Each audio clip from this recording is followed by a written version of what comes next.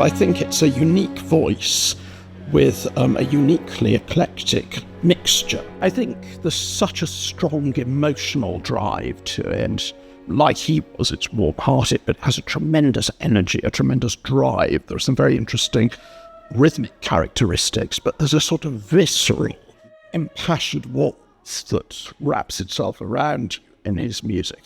And that's particularly in the foreground, I think, in works like the Scenic Passion.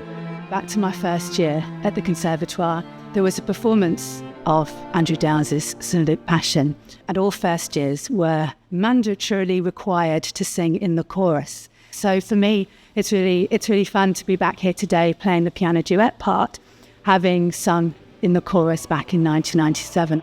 It's tonal, flowing, up-tempo, and with some really warm cantabile lines for the baritone soloist, who is Jesus.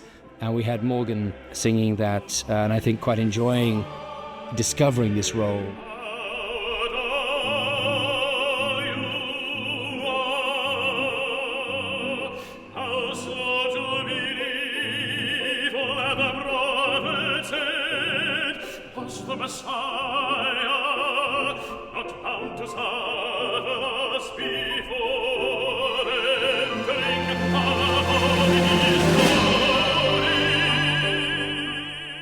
So often composers write really well orchestrally, but they struggle to really create an effective way to deliver text for the solo singer. You can tell that Andrew himself was a singer. It challenges you technically, but it always gives you a line, it gives you a break, it gives you a chance to recoup yourself if you've got larger phrases. It gives you a chance to play within what is written on the page.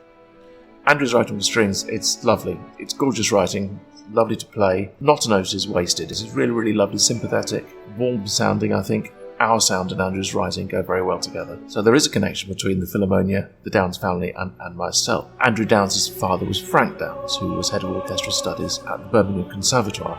My parents both taught at the Birmingham Conservatoire, so would have worked with Frank Downes. Frank Downes' brother, Andrew Downes' uncle, was Bert Downes, who was the first principal viola of the Philharmonia Orchestra.